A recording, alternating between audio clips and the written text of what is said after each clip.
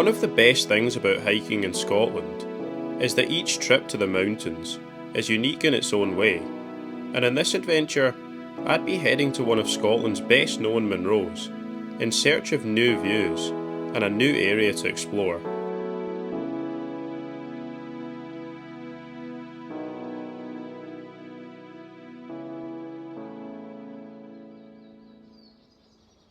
The adventure began at the Braes of Foss car park. Birds were chirping, and the place felt alive. We followed the track, slowly gaining height, and surrounded by greenery on all sides. Eventually the track opened up, revealing views stretching miles to distant mountains. Welcome back everyone. Today you join us for another adventure here in the Scottish Highlands. And today we're heading up possibly one of Scotland's easiest Munros. It's only about 6 miles up and down. The weather's okay right now, it's a bit gloomy, but hopefully we should have clear tops. So we'll continue on along this good track and I'll get you further up. Pretty much following a really good path the entire way up. Quite a popular Munro, this one. And we pretty much sort of zigzag up here, head for this ridgeline and follow that all the way up to the top. Probably just behind that there.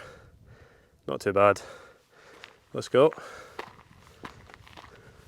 You can see just how easy this path actually is to follow. Really well made. Just almost in a straight line heading up there. There's quite a few people on their way down. Not too bad though. It's quite a gentle ascent so far, and the views start to open up really quickly behind us. Just because everything around this is so flat, as soon as you gain a bit of elevation, you can just see over it.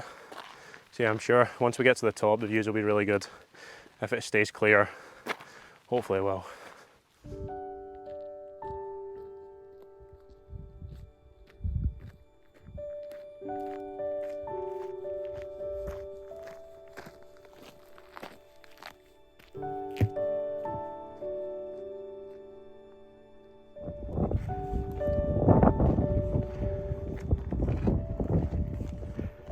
Pretty much like a staircase up this Munro. Such a good path, and the views really have opened up. I think that is down to Loch Tummel over there. Really nice views. Yeah, we're making good progress. Not too far to go now. It's actually quite late now. I think it's about 4:15, and I think we started, I can't remember, maybe like 3:30 or something like that, maybe just after. So the mountain is really quiet now. It's quite a popular one. There was quite a few people on their way down as we were making our way up. But yes, it's good to have the mountain to ourselves. The reason we started so late is the forecast is a lot better.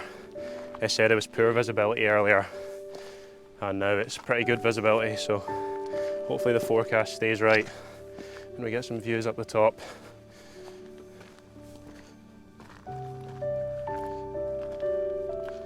Wow. That is beautiful. There's loads of wee viewing points like this so you can just enjoy the views. And they really are special, look at that. That is beautiful.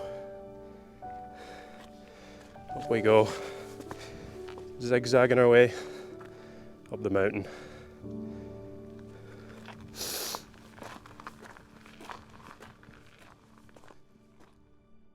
We rose higher up the mountain, with the views behind improving with every step.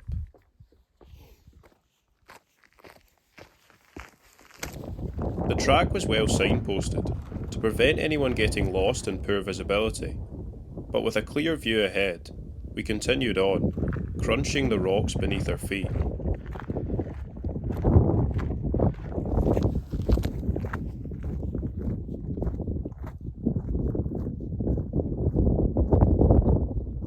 The wind seemed to come and go as we climbed higher.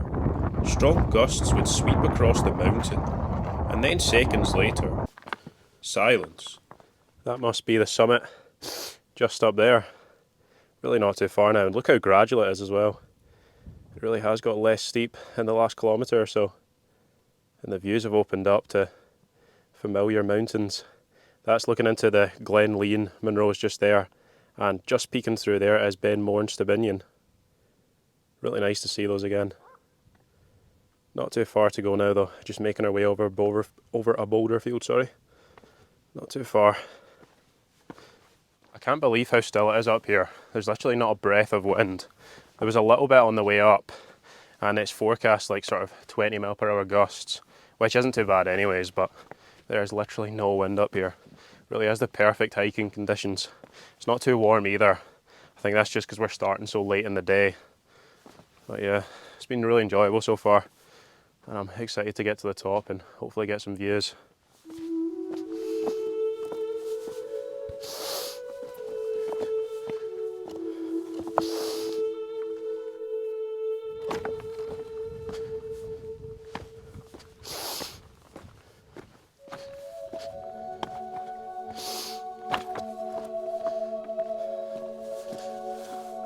Yes, we have reached the summit of Schiehallion at a height of 1,083 metres, and I'm not actually sure if there's a cairn or not. This looks like it's maybe used to be a trig point, but it's completely destroyed.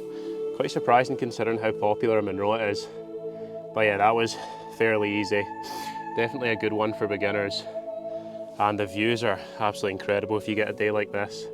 There's not much wind, and yeah, there's just views in every direction pretty much. I'll show you around, see what we can see. So that is back in the direction we came up. Pretty much just followed that ridge line. That's down to Loch Tummel, just down there, and round here is over to the Glen Leon Munros and Ben Mornstebinion. I think I pointed that out on the way up. And over here, I think that's Loch Rannoch, which means Kinloch Rannoch is just somewhere down there, I think.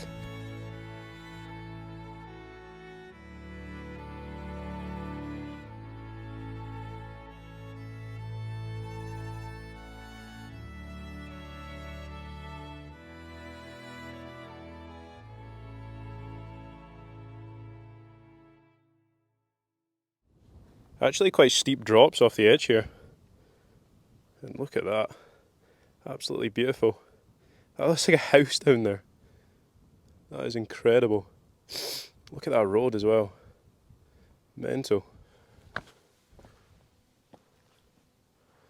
Well, we've just been up here enjoying the views for the past sort of 15-20 minutes, and they really are nice. The visibility is so good today. And this is actually quite a cool mountain. It's quite a famous one, because it was actually used in 1774 to measure the mass of the Earth. And I think that's just due to its conical shape. If you see it from the likes of Rannoch Moor, it looks really conical, symmetrical almost. It's pretty cool. But yeah, I think we're going to head down the same way, pretty much just retrace our steps back down the ridge. And I'm sure that'll be nice with the views down the way we've come up. But yeah, great Munro. Really enjoyed it.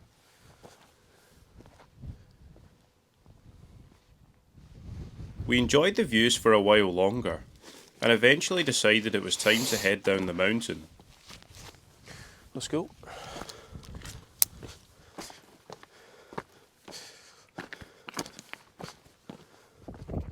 We savoured the last of the views looking towards Loch Tummel, and took care as we traversed over the rocky plateau.